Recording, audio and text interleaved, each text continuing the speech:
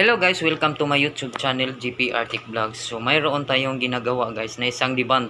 Yung ang model niya guys ay ipapakita ko sa inyo guys yung model niya. Ayan.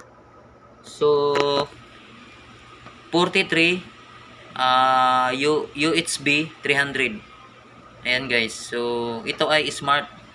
So ngayon guys, ang problema nito ay walang display. So ayaw gumagana yung kanyang backlight. So ngayon guys, saksak natin. So ayan, saksak natin guys para malaman natin kung umiilaw yung backlight niya. Kasi dito guys, nag-check kami, okay naman yung kanyang supply dito patungong panel. So ngayon saksak natin guys. Ayan. So dito natin sasaksakan kasi ayan, so ilawan natin. Ayan guys. So ngayon nag-ilaw na guys. Ayan. So i-power on natin guys. Ayan, so nag-power on guys. So tingnan natin yung backlight niya guys. So ayan, so wala siyang ilaw guys. Ayan, so ngayon guys, wala siyang ilaw. So bumabalik siya ng standby. Dapat mag-ilaw yan. Kapag inuon natin dito, dapat mag-ilaw yung backlight guys. Kahit walang panel guys, umiilaw dyan. Umiilaw to. Itong TV na to. So ngayon, ang problema nito guys ay yung supply ng backlight dito guys. Ito yung patungong backlight guys. So ang problema nito ay yung backlight. So ngayon, i-check natin tong mga supply dito kasi mayroon akong nakita na nasusunog yung kanyang diode. So i-check natin to yung kanyang supply ng backlight. So ngayon i-update ko lang kayo kapag matapos na natin yung pag-check ng isang diode. So ngayon guys, itatry natin itestiran itong diode. Ayan dito. So tingnan lang ninyo yung kanyang tester. So ito yung diode, i-check natin. So ayan guys. Kapag binaliktad, ayan, so shorted siya guys. Hindi katulad tong katabi niya guys na walang palo. Ayan, so pumapalo. Tapos binaliktad mo sa negative. Ayan, so mayroon siyang palo guys. So ngayon bunutin natin yung kanyang backlight. Backlight dito guys. Ayan. Ayan, so mayroon siyang palo guys, nakapalo siya. Ayan, hindi katulad ito na wala siyang palo. Itong diode ito. Ayan. So okay siya sa positive. Tapos sa negative naman binaliktad mo, wala siyang palo guys. So ito lang yung diode na pumapalo guys kapag binaliktad mo. Ayan. So ayan. Bali tatlo to guys. Ayan guys. Bali dalawa to guys. Ayan. So wala na siyang palo guys. Itong dalawa na to ay hindi pumapalo kapag binaliktad mo. So ito lang yung ating papalitan guys. I-check natin. Bunutin natin to, ihang natin kung okay pa ba tong kanyang diode.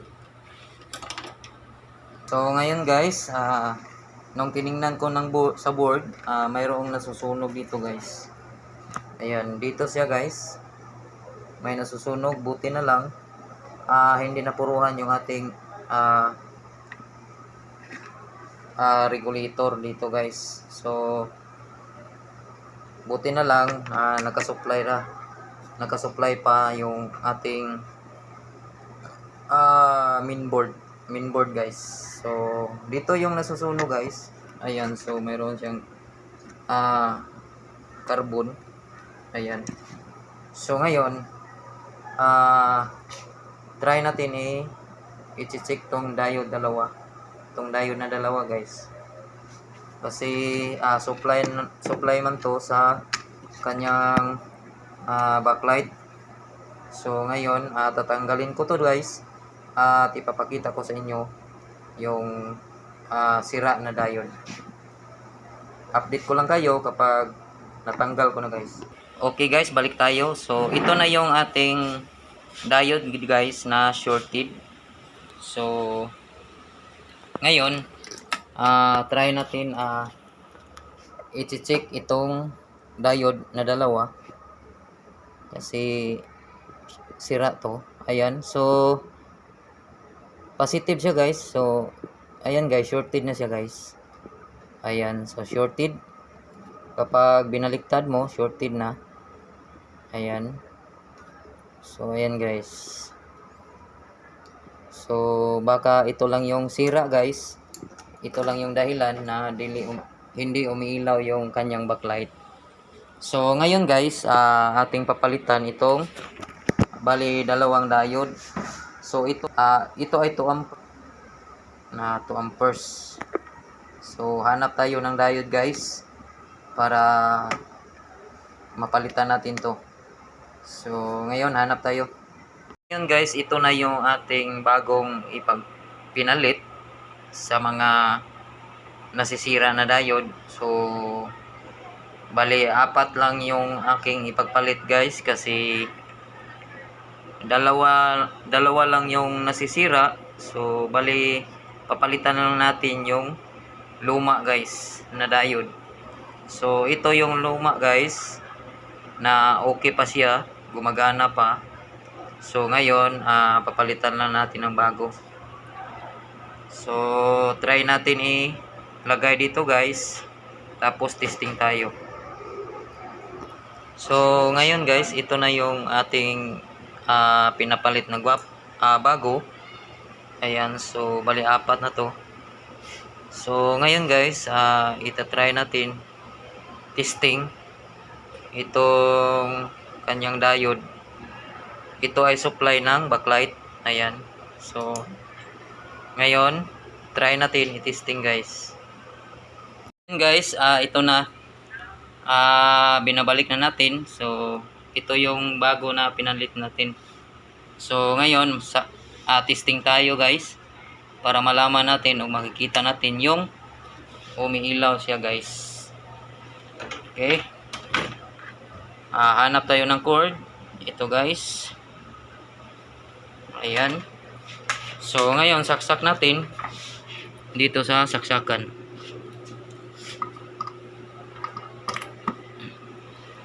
So ayan, nakailaw na. So pindutin natin yung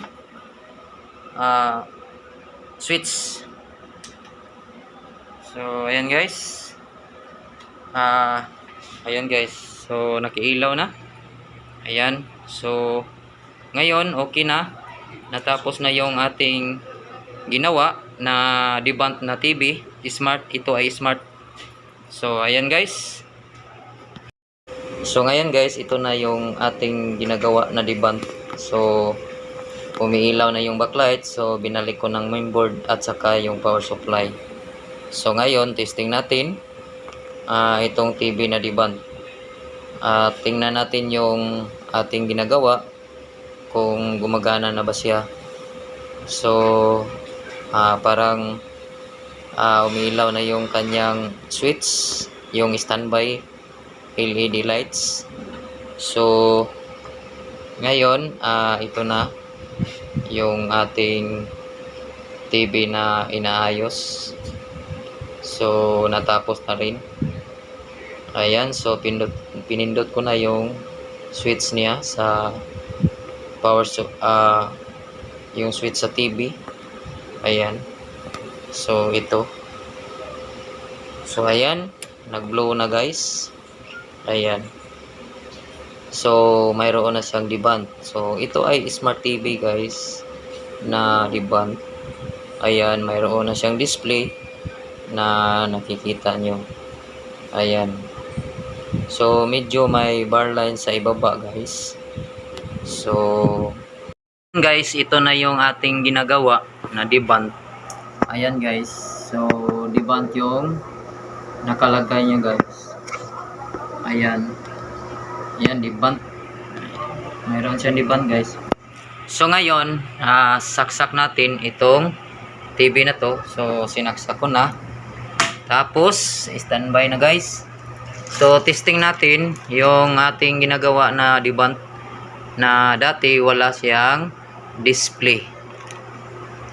Ayan, so nag power on na guys. So mayroon na siyang deband. Ayan. So ayan guys, so, nagka-display na yung ating ginawa na deband. So medyo mayroon siyang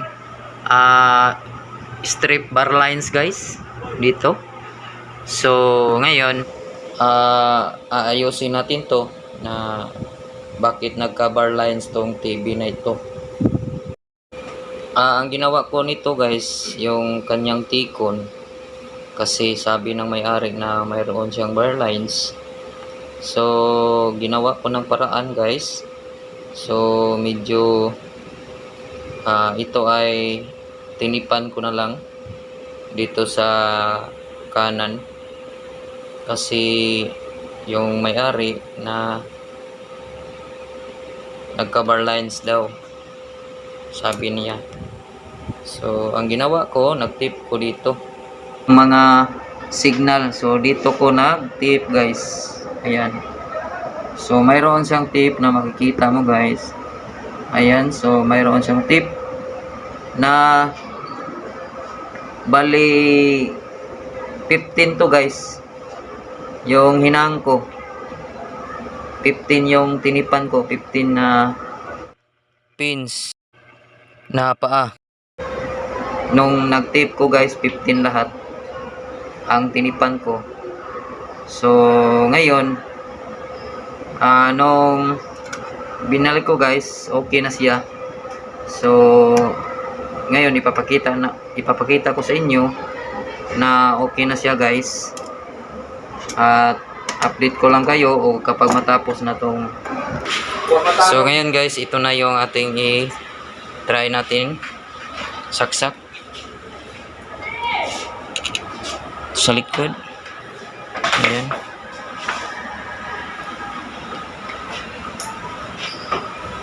Okay.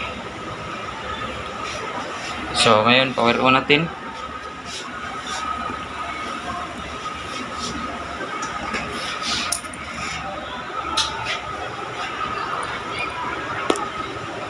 Ayan.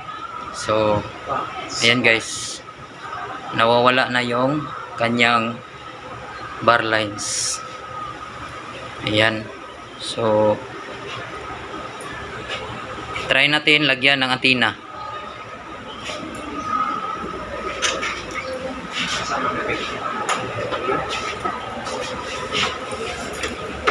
Ito.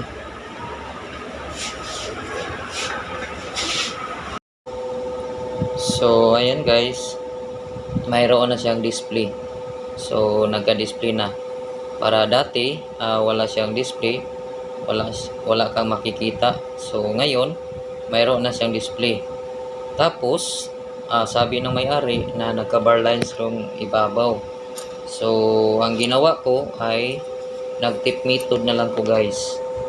So ngayon ayan, so nawawala na yung bar lines. So salamat, hanggang dito na lang yung aking video. Thank you and God bless all. Peace out.